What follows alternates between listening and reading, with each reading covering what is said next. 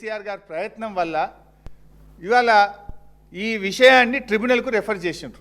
మొత్తం redistribution of Krishna water 811 పాతై కొత్తగా బ్రిజేష్ గారు ఇచ్చినటువంటి 194 రెండు కలిపితే 1005 టీఎంసీలు. ఆ 1005ను రీడిస్ట్రిబ్యూట్ చేయండి. ఈ 45 కూడా తెలంగాణకి ఇచ్చే విషయాన్ని కూడా బ్రిజేష్ కుమార్ ట్రిబ్యునల్ ముందుకు పోయింది. 1005 ప్లస్ 45 అంటే 1050 టీఎంసీలను ఇప్పుడు ట్రిబ్యునల్ డిసైడ్ చేయబోతా ఉంది. అయితే ఇక్కడ మన నీళ్లు మనం తీసుకోవడానికి ఇంత స్పష్టంగా ఇవాళ ట్రిబ్యునల్ ముందు కూడా ఏమైంది, 1050 టీఎంసీలకు సంబంధించి 2 రాష్ట్రాల వాదనలు పూర్తయిపోయినాయి. ఏ నిమిషంలోనైనా ఏ నెలలోనైనా ట్రిబ్యునల్ తీర్పు రాబోతా ఉంది.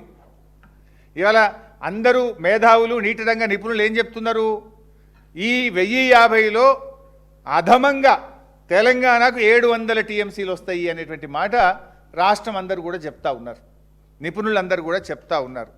700 టీఎంసీలు మనకు వస్తుంటే ఈయన అంటాడు మీరు ఎన్ఓసి ఇవ్వండి 90 టీఎంసీలకు, నేను ఇక మా గోదావరి నీళ్లు 139 టీఎంసీలు ఇడిచిపెట్టుకుంటా, సమ్మక్క సాగర్ 47 ఇడిచిపెట్టుకుంటా అంటే మొత్తం ఇటు కృష్ణకు నష్టం చేస్తుండు, అటు గోదావరికి నష్టం చేస్తుండు.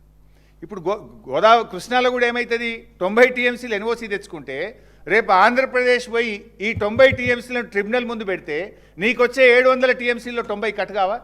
ఈ 90 నీకు హక్కుకు వచ్చేటియే, నీ 45 నీ మైనరే. ఈ 45 డైవర్షన్లో రావాల్సినవి. ఈ 90కి నువ్వు ఎన్ఓసి తీసుకుంటే రేపు కృష్ణా ట్రిబ్యునల్లో ఇంకో నెలకో 2 నెలలకో 3 నెలలకో వచ్చే అవార్డులో నీకు రావాల్సిన 68%. కృష్ణా నదిలో తెలంగాణ పరివాహక ప్రాంతం 68%.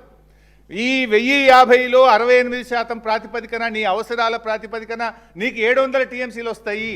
నువ్వు అనవసరంగా ఈ ఎన్ఓసి 90 తెచ్చుకుంటే ఏమవుతుంది, వచ్చే 700లో నీ 90 గాట పడుతుంది. ఈ నీ నీళ్ళు నువ్వు తీసుకోక, హక్కుగా తీసుకోక నువ్వేదో సాధించినా అని గొప్పలు చెప్పేటువంటి ప్రయత్నం చేస్తూ ఉన్నావు.